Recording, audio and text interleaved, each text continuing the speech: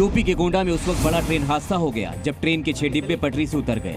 हादसा इतना बड़ा था कि इस हादसे में 4 लोगों की मौत हो गई जबकि कई घायल हैं। हादसा गोंडा के मोतीगंज थाना क्षेत्र के पिकौरा गांव के पास हुआ। चंडीगढ़ डिब्रूगढ़ एक्सप्रेस चंडीगढ़ से गोरखपुर की तरफ जा रही थी। जब ट्रेन गोंडा पहुंची तो ट्रेन के 6 डिब्बे पटरियों से उतर गए। इसके बाद ट्रेन हादसे का शिकार हो गई। हादसा जब हुआ तो मौके पर चीख पुकार मच गई।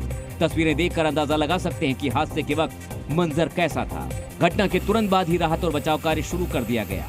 घायलों को पास के ही अस्पताल में भर्ती कराया गया है। वहीं गोंडा ट्रेन हादसे पर मुख्यमंत्री योगी आदित्यनाथ ने भी दुख जताया। साथ ही जिला प्रशासन के अधिकारियों को युद्ध स्तर पर घायलों की बेहतर इलाज के निर्देश दिए। जम्मू कश्मीर में आतंकी गतिविधियों के बढ़ने के बाद से कई इलाकों में लगातार सर्च ऑपरेशन जारी है। इस बीच सुरक्षा बलों को कुपवाड़ा में बड़ी सफलता मिली। कुपवाड़ा में मुठभेड़ के दौरान सुरक्षा बलों ने 2 आतंकियों को ढेर कर दिया। यह एनकाउंटर नॉर्थ कश्मीर के कुपवाड़ा के केरन सेक्टर के नजदीक एलओसी के पास हुआ। असल में सुरक्षा बलों ने एलओसी के पास हलचल देखी।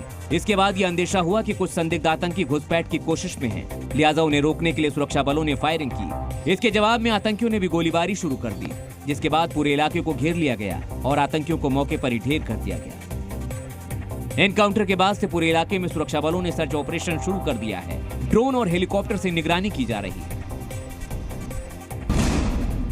नीट पेपर लीक पर आज एक बार फिर सुप्रीम कोर्ट में सुनवाई हुई। सुप्रीम कोर्ट ने एनटीए को निर्देश दिया है कि शनिवार दोपहर 12 बजे तक नीट का रिजल्ट वेबसाइट पर जारी कर दिया जाए और छात्रों की पहचान जारी नहीं होनी चाहिए।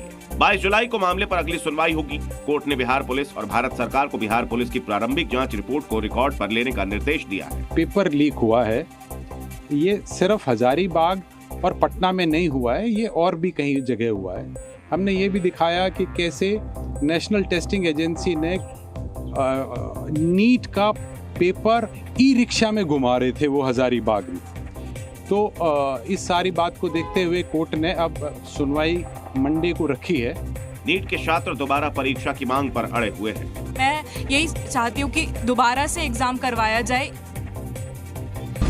लोकसभा चुनाव में शानदार प्रदर्शन के बाद समाजवादी पार्टी का सपना अब राष्ट्रीय दल के रूप में पहचान बनाने का है, जिसके लिए अखिलेश यादव ने कांग्रेस से बड़ी डील की है और उत्तर प्रदेश में होने वाले विधानसभा उपचुनाव में साथ लड़ने का फैसला किया है। 10 सीटों पर होने वाले उपचुनाव में गठबंधन के साथ लड़ेंगे, जिसके एवज में कांग्रेस महाराष्ट्र हरियाणा में एसपी को सीट देगी।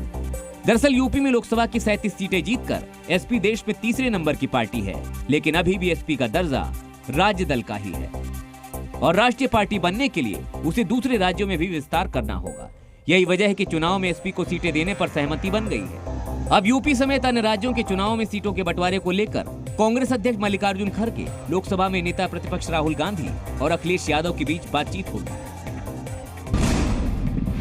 उत्तराखंड में रुद्रप्रयाग के नरकोटा में बन रहा पुल धराशायी हो गया है। उत्तराखंड के पहले एक सिग्नेचर ब्रिज का निर्माण कार्य चल रहा था, लेकिन आज इस पुल का हिस्सा पूरी तरह से ध्वस्त हो गया। पुल टूटने के दौरान यहाँ कई मजदूर काम कर रहे थे, लेकिन गनीमत रही कि सभी मजदूर सुरक्षित बताए जा रहे हैं। करीब 70 करोड़ रुपए की लागत से इस पुल का निर्माण किया जा रहा था।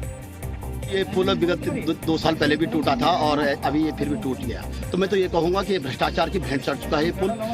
हादसे के बाद अधिकारी मौके पर पहुंचे, हादसे की वजह का पता लगाने में जुट गए। टेक्निकल कमेटी पूरे स्ट्रक्चर का आपका टेक्निकल इंस्पेक्शन करेगी कि क्या खामियां रही, क्या तकनीकी खामियां क्या रही। उसके बाद आपका जो है कार्रवाई इसमें अमल में लाई जाए।